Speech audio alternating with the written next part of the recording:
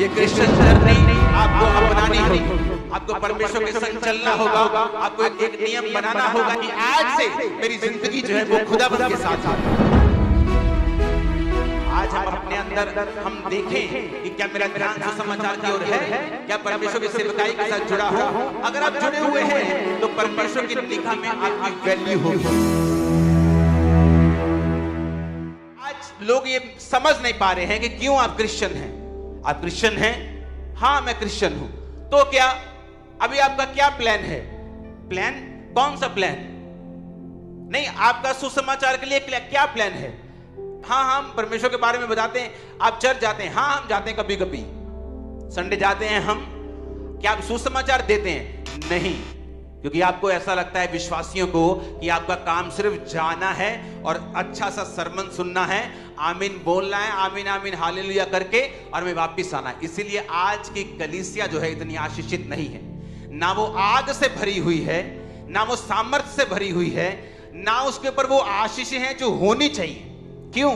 क्योंकि वो कलीसिया किसी भी सुसमाचार के इवेंजलिज्म का हिस्सा नहीं है, किसी प्रचार का हिस्सा नहीं है। पौलुस कहता है ऐसी कलीसियाओं से जिसने मिशनरी कामों में उसकी सहायता की, किसी ने प्रार्थना की, किसी ने फाइनेंशियल सपोर्ट के साथ, प्रेयर के साथ, किसी ने किसी तरीके के साथ। तो बाइबल कहती पौलुस ने उन लोगों को कहा अब तुम्हारी हर घटी को परमेश्वर इज्जत के साथ पूरा करेगा, तुम्हें तुम्हारी बेइज्जती नहीं होने देगा, तुम्हारी हर घटी कंप्लीट करेगा, प्रभु तुम्हारे संग होगा। लेकिन इस सब कलीसिया को नहीं कहा।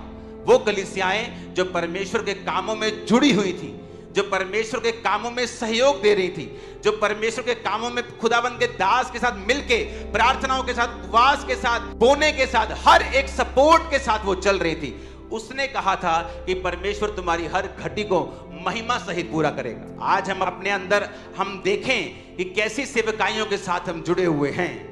क्या वो जीवित हैं? क्या मेरा ध्यान सुसमाचार की ओर है? क्या मैं इवेंजलिज्म करता हूं? क्या परमेश्वर की सेवकाई के साथ जुड़ा हूं? अगर आप जुड़े हुए हैं तो परमेश्वर की निगाह में आपकी वैल्यू होगी। आप अपने बच्चों के लिए प्रार्थना करेंगे, क्योंकि आप दूसरों के बच्चों को बचा रहे हैं तो परमेश्वर आपके अपने बच्चों को सेव करेगा। आने वाले दिनों में, आने वाले सालों में आपका अपने बच्चे बैप्टाइज होंगे, चर्च में होंगे, सेवा कर रहे होंगे। ऐसे मेरे साथ हुआ।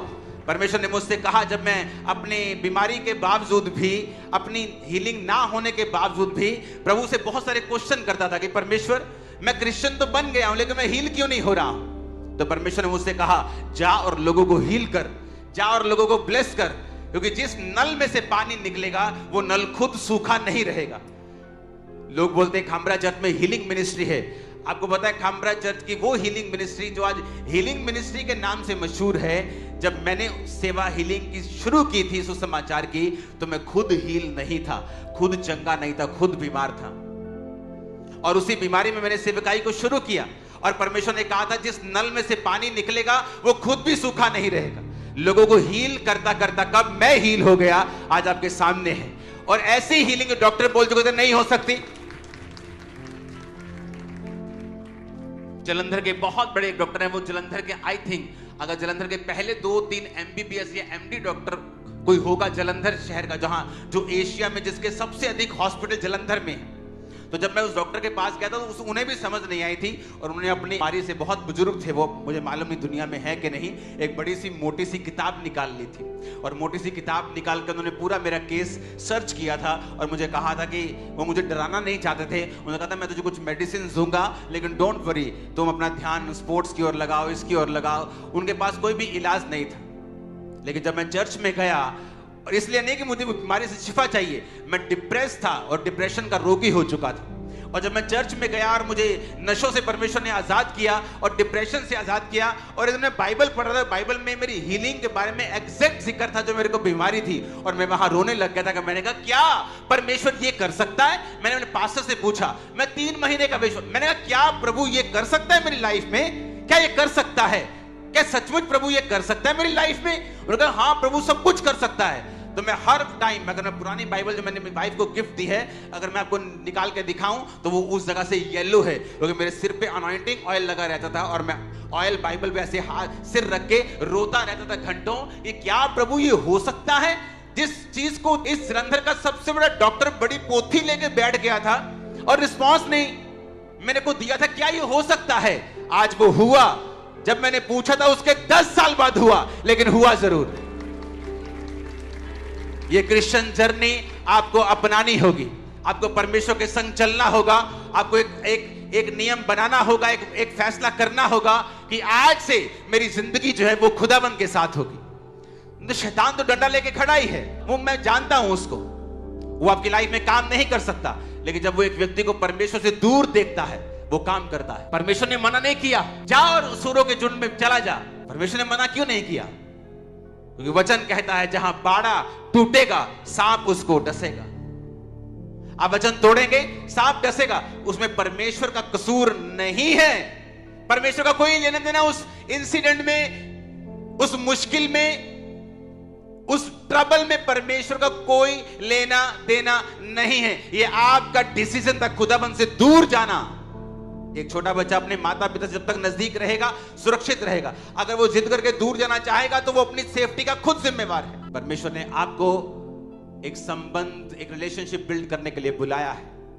जो परमेश्वर के असली विश्वासी होते हैं ना, वो परमेश्वर की प्रेजेंस में ज्यादा कंफर्टेबल होते हैं, और जो नकली विश्वासी होते हैं वो दुनिया में ज्यादा कंफर्टेबल होते हैं। वो मैरिजेस में, पार्टीज में ज्यादा कंफर्टेबल हैं, गानों में कंफर्टेबल हैं, लेकिन परमेश्वर का जो असली जन है वो अपनी प्रार्थना के रूम में कंफर्टेबल है।